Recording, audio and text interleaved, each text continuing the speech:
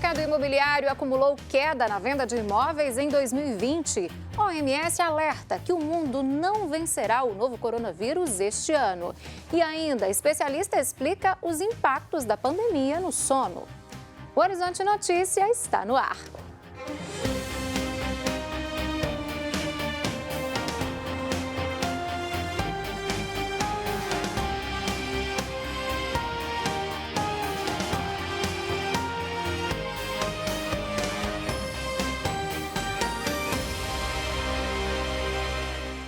Olá! Belo Horizonte registrou queda na quantidade de imóveis comercializados em 2020 em comparação com 2019.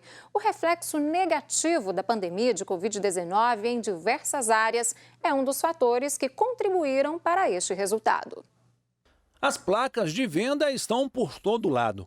Por causa da pandemia, houve queda nas vendas de imóveis em Belo Horizonte, 6,5% a menos do que em 2019.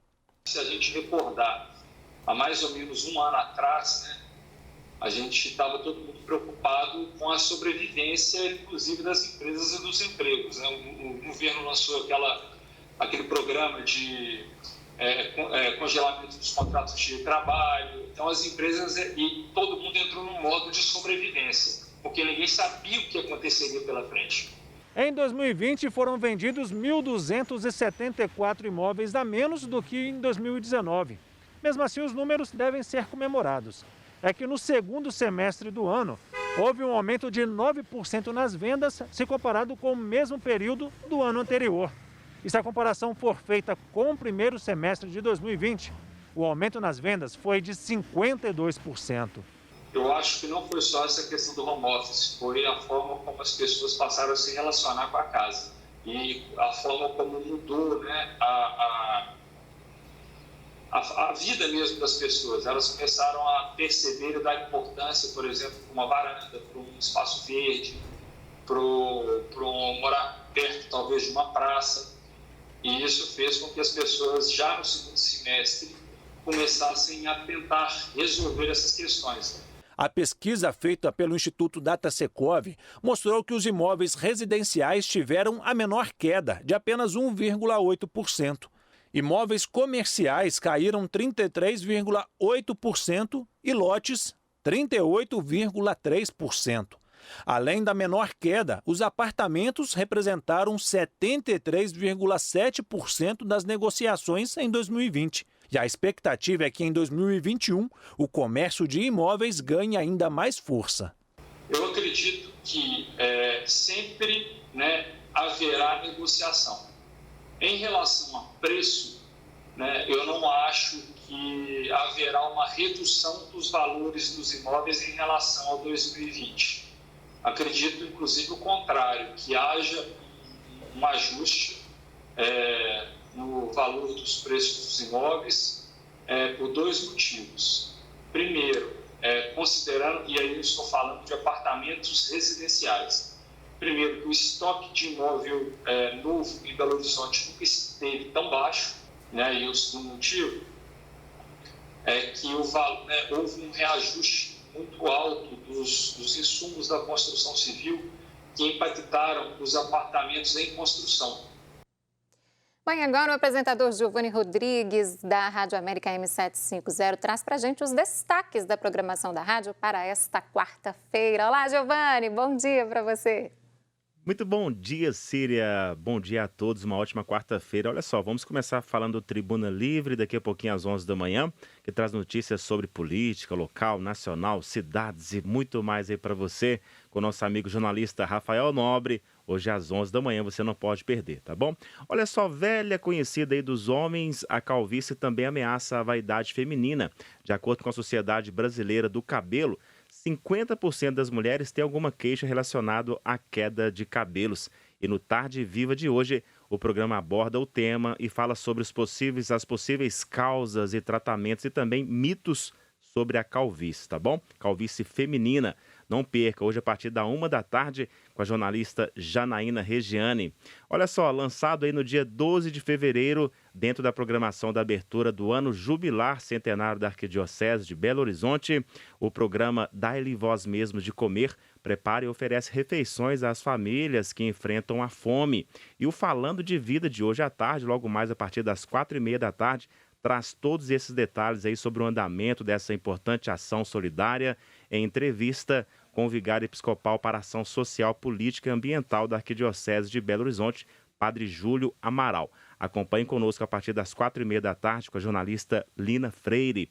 Hoje à noite nós teremos aí o programa Fim de Noite com o nosso amigo Rosemar de Oliveira e você não pode perder, tá bom? Vamos falar sobre o Memorial da Arquidiocese de Belo Horizonte, que divulga o primeiro volume da cartilha Educação e Patrimônio com o tema Conceitos Patrimoniais sobre o conjunto arquitetônico da Pampulha, logo mais às 10h30 com o nosso amigo Rosemar de Oliveira. Toda essa programação você acompanha na Rádio América M750, também na Rádio Cultura M830 e pelo aplicativo Rede Catedral. É com você, Síria. Muito obrigada, Giovanni. Ele que divulgou aí os destaques da programação de agora cedinho até o fim da noite de hoje, né? Então fique ligadinho aí também na programação da Rádio América M750. O André Cristino já está por aqui. Agora ele vai nos atualizar sobre as principais notícias desta quarta-feira. Bom dia, André. Bom dia, Síria. Bom dia a todos. Vamos começar falando sobre a situação do coronavírus. O que nós temos, hein? Nós temos um recorde negativo, né? O Brasil vive a pior fase do coronavírus e ontem foi registrado um novo recorde de mortes. 1.726 pessoas morreram por conta da Covid-19,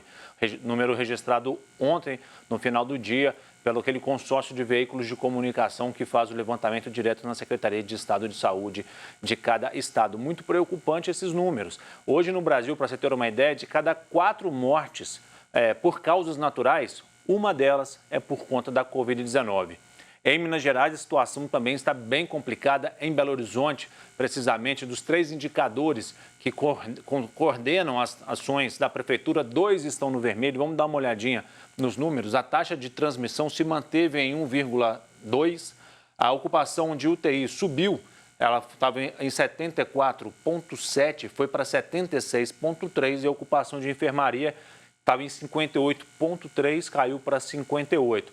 Vamos dar uma olhadinha nos números totais de óbitos e de casos confirmados. Já são 2.773 óbitos na capital por conta da Covid, 17 deles nos últimos 24 horas, em 113.200 casos confirmados. O número de vacinados é maior do que o número de casos confirmados. São 115.897 pessoas vacinadas com uma dose e 59.799 pessoas vacinadas com as 2 doses. Falando em vacinas, hoje começa em Belo Horizonte, né? Há uma ampliação na campanha de vacinação. A partir de hoje, pessoas com 85 anos vão começar a ser vacinadas na capital e a campanha vai até o dia 12 e a cada dia vai descendo 1 ano de vida. Então, nesse período, serão vacinadas pessoas de 80 a 85 anos.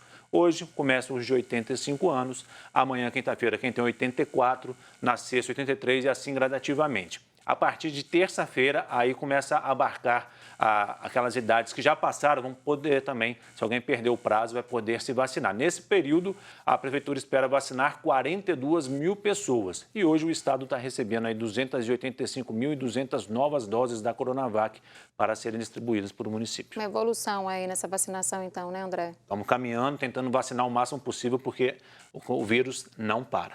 André, agora a gente tem registrado a primeira morte de criança por uma síndrome relacionada ao coronavírus. Isso mesmo, tem a síndrome inflamatória multissistêmica pediátrica. É uma síndrome rara e que ela está associada ao coronavírus. Já são mais de 40 óbitos no Brasil por conta dessa síndrome e a primeira morte em Minas Gerais foi confirmada. É uma criança de 9 anos em Juiz de Fora, morreu no dia 26 de outubro e desde então eles vinham estudando para ver se o caso realmente estava associado ou não à Covid e está associado. Então aí fica o reforço. Se você acha que não deve se cuidar por conta do Covid, pense então naquelas pessoas mais velhas que estão próximas a você, pense no seu filho, seu sobrinho, porque as crianças também são vítimas da Covid, podem se morrer. Não tem esse papo aí de que só quem tem comorbidade que morre. A criança não tinha nenhuma comorbidade.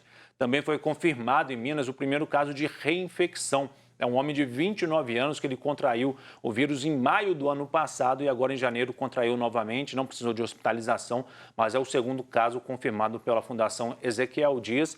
Confirmado, né? Porque a gente foi olhar recentemente aqui, por exemplo, o Juninho, jogador do América. Em dezembro, ele foi afastado por conta da Covid-19 e, nesse momento, ele está afastado novamente porque contraiu o vírus. Então, assim, oficialmente foi o primeiro caso, mas a gente conhece outros relatos de que pessoas já foram afastadas mais de uma vez por conta da Covid. Para aquelas pessoas que têm tanta certeza, né, que não é possível a reinfecção, tá aí esses dados, né? A ciência não erra.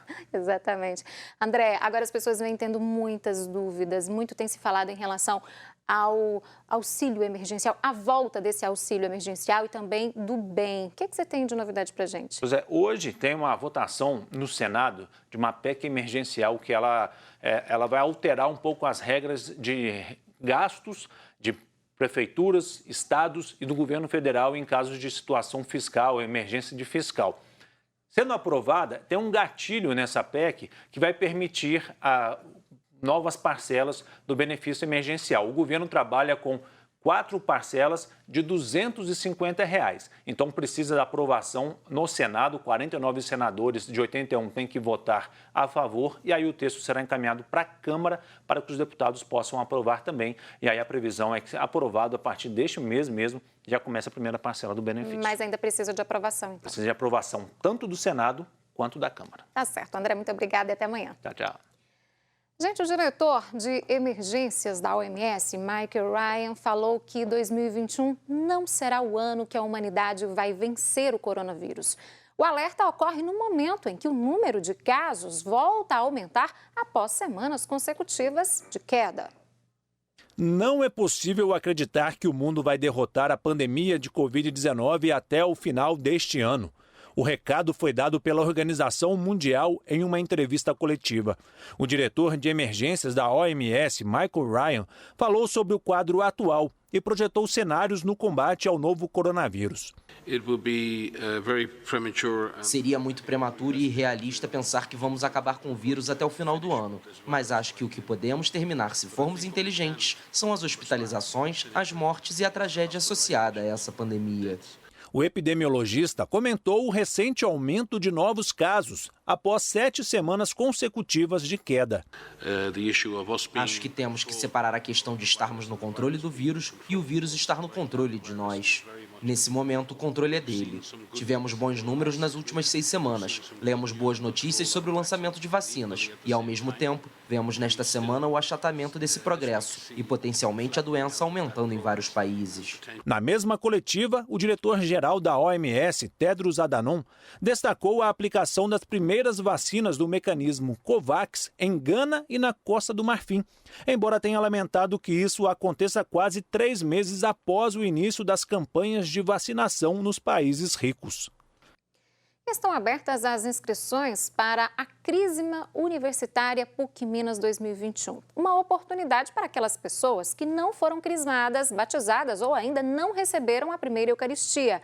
A preparação para receber os sacramentos de iniciação cristã está inserida nas atividades da Pastoral Universitária PUC Minas e será desenvolvida por meio de encontros virtuais semanais que unem o ensino, a pesquisa e a extensão com o grupo de vivência e de partilha da vida e da fé. Uma oportunidade de vivência cristã dentro da universidade. Bom, e para se inscrever, basta, portanto, acessar o site da Arquidiocese de Belo Horizonte. Daqui a pouco, o especialista vai falar do impacto da pandemia no sono e ainda dará dicas para uma noite de sono tranquila. Voltamos em instantes.